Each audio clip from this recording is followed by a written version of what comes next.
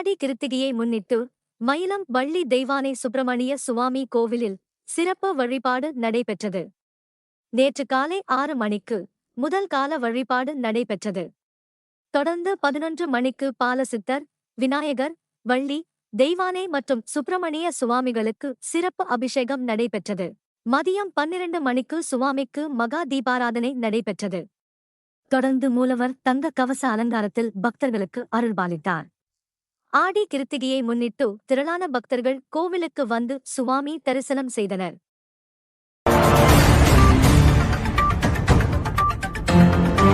திண்டிவனம் ஆறுமுகம் பெருமான் கோவிலின் 60ஆம் ஆண்டு ஆடி கிருத்திகை விழாவில் சிறப்பு வழிபாடுகள் நடைபெற்றன.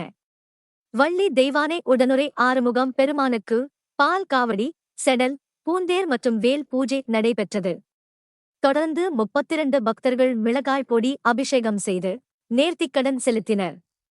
இதையடுத்து பக்தர்கள் தீமிதித்து வழிபாடு செய்தனர். இந்த விழாவிற்கு பல்வேறு பகுதிகளில் இருந்து திரளான பக்தர்கள் கலந்து கொண்டு ஆறுமுக பெருமானை தரிசனம் செய்தனர். விழா ஏற்பாடுகளை விழா குழுவினர் சிறப்பாக செய்திருந்தனர்.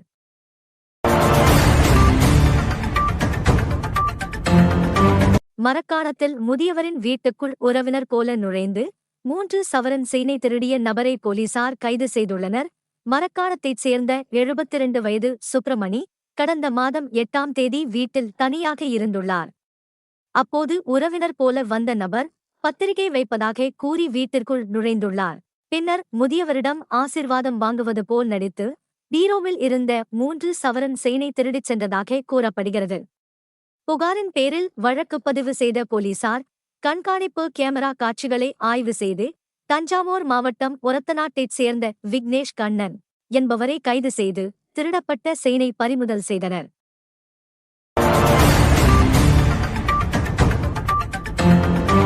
செஞ்சி அருகே பைனான்ஸ் நிறுவனத்தில் 35 லட்சம் ரூபாய் முறைகேடு செய்ததாக 2 பெண்கள் மீது போலீசார் வழக்கு பதிவு செய்துள்ளனர். பொன்பத்தி கிராமத்தைச் சேர்ந்த சந்தியா செஞ்சியில் பைனான்ஸ் நிறுவனம் நடத்தி வருகிறார். இவரது நிறுவனத்தில் ஆலம்பூண்டியைச் சேர்ந்த நித்திய கல்யாணி மற்றும் பொன்பத்தியைச் சேர்ந்த பிரியதர்ஷினி ஆகிய இருவரும் கேஷியர்களாக பணியாற்றி வந்தனர்.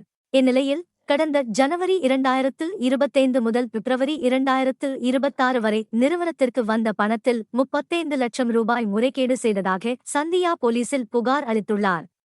புகாரின் பேரில் செஞ்சி போலீசார் இருவர் மீதும் வழக்கு பதிவு செய்து விசாரித்து வருகின்றனர்.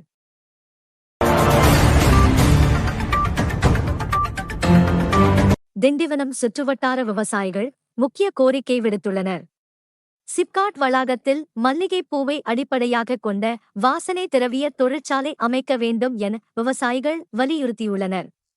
விழுப்புரம் மாவட்டத்தில் சம்பங்கி, மல்லி, முல்லை, கனகாம்பரம் உள்ளிட்ட பல்வேறு மலர்கள் ஆயிரக்கணக்கான ஏக்கர் பரப்பில் சாகுபடி செய்யப்படுகின்றன. குறிப்பாக திண்டிவனம் சுற்றுவட்டாரத்தில் மல்லிகைப்பூ சாகுபடி அதிகளவில் நடைபெற்று வருகிறது. மல்லிகையை மூலப்பொருளாக கொண்டு வாசனை திரவிய தொழிற்சாலை அமைந்தால் விவசாயிகளுக்கு நிலையான விலை கிடைப்பதுடன் படித்த இளைஞர்களுக்கு வேலைவாய்ப்பும் உருவாகும் என விவசாயிகள் தெரிவிக்கின்றனர்.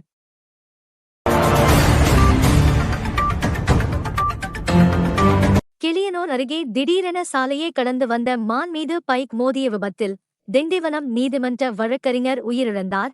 வானூர் அடுத்த ஆப்ரம்பட்டு கிராமத்தைச் சேர்ந்த கபிலதாசன் திண்டிவனம் கோர்ட்டில் வழக்கறிஞராக பணியாற்றி வந்தார். புதுச்சேரியில் குடும்பத்துடன் வசித்து வந்த இவர் நேற்று காலை பைக்கில் புதுச்சேரியில் இருந்து திண்டிவனம் நோக்கி சென்றார். கிளியனூர் புறவழிச்சாலையில் சென்றபோது குறுக்கே வந்த மான் மீது பைக் மோதியதில் தூக்கி வீசப்பட்டு படுகாயமடைந்தார். ஜிப்மர் மருத்துவமனையில் சிகிச்சை பெற்று வந்த நிலையில் மாலை உயிரிழந்தார். விபத்தில் மானம் காயமடைந்தது. உயிரிழந்த வழக்கறிஞரின் கண்களை உறவினர்கள் தானமாக வழங்கினர். இதுகுறித்து கிளியனூர் போலீசார் விசாரித்து வருகின்றனர்.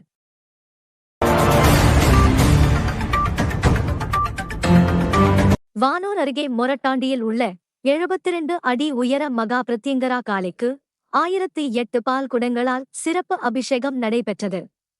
இதையொட்டி திரளான பெண்கள் சக்தி கரகம், தீச்சட்டி ஏந்தியும் அலகு குத்தியும் பால் குடம் சுமந்தும் ஊர்வலமாக கோவிலை வந்தடைந்தனர். தொடர்ந்து மகா பிரத்யங்கரா காளிக்கு பால் அபிஷேகம் மற்றும் ஆராதனை நடைபெற்றது. ஸ்ரீமத் நடாத்தூர் ஜனார்த்தனன் சுவாமிகள் தலைமையில் மஞ்சள் அபிஷேகம், ஆராதனை மற்றும் சிறப்பு பூஜைகள் நடைபெற்றன. தமிழகம், புதுச்சேரி, கர்நாடகா மற்றும் கேரளாவில் இருந்தும் பக்தர்கள் பங்கேற்றனர். மேலும் செய்திகளுக்கு திண்டிவனம் செய்திகள் சேனலை சப்ஸ்கிரைப் பண்ணுங்க.